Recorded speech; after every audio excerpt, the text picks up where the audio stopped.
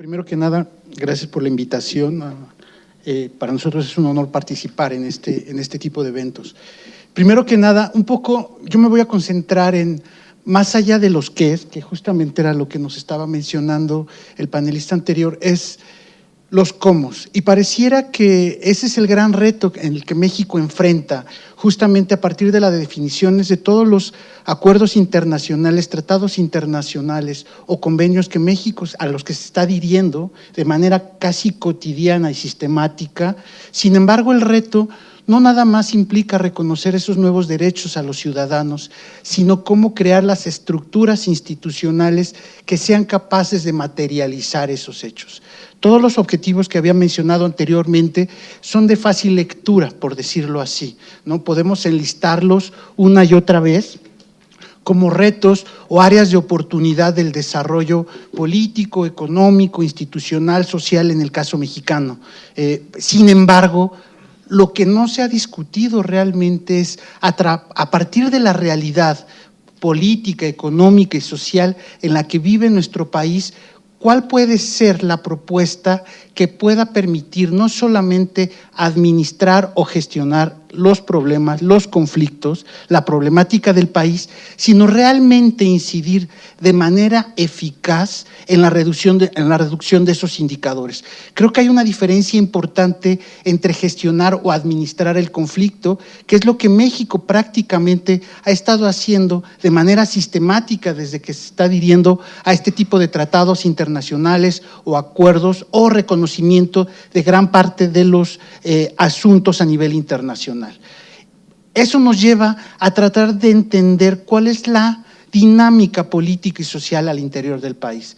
Tenemos, por ejemplo, el tema de seguridad, también tenemos, por ejemplo, el reto de la agenda educativa del país, donde a partir de una reforma, en teoría estructural, en materia educativa en nuestro país, en la práctica se ha estado enfrentando a un conjunto de grupos de interés que tienen como prioridad defender sus propios intereses particulares o de grupo, independientemente si se va a atacar o no un indicador a nivel internacional con respecto a la calidad de la educación o la accesibilidad de los niños a los niveles básicos de educación, o el presupuesto destinado al tema de educación, ¿no? Debemos de recordar que México es el país de la OCDE, de los países más ricos del mundo, que en promedio destina más presupuesto por alumno en educación.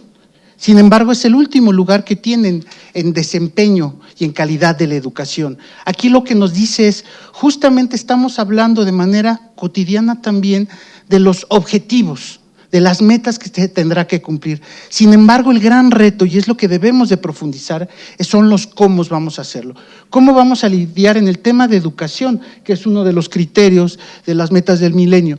¿Cómo podemos lidiar con grupos de interés como el sindicato magisterial, que por un lado está siendo nutrido financieramente por el propio Estado al que está combatiendo, y por el otro lado también el último punto de interés de ese grupo es justamente la calidad de la educación, donde también se vinculan grupos de extrema izquierda, inclusive beligerantes, con este tipo de intereses?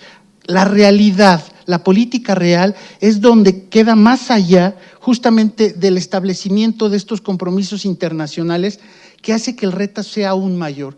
Cómo esta combinación de elementos institucionales, estructurales, de política pública, presupuestarios y la realidad a nivel cotidiano hace que este tipo de objetivos y de metas sean de difícil cumplimiento, y simplemente los estados, por lo menos del nivel o del perfil del Estado mexicano, básicamente se dediquen a administrar el conflicto.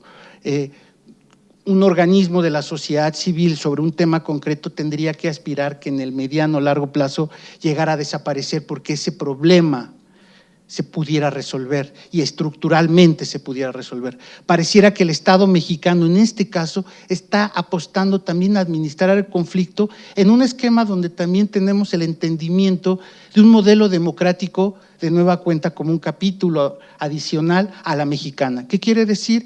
Que el modelo democrático en este momento lo que está jugando es un papel sumamente perverso. No estoy diciendo que estoy en contra de la democracia, sino cómo se está implementando en México la democracia, que justamente las políticas públicas en materia de salud, de educación, de seguridad, buscan administrar este conflicto pensando en los procesos electorales básicamente y no en atender los indicadores.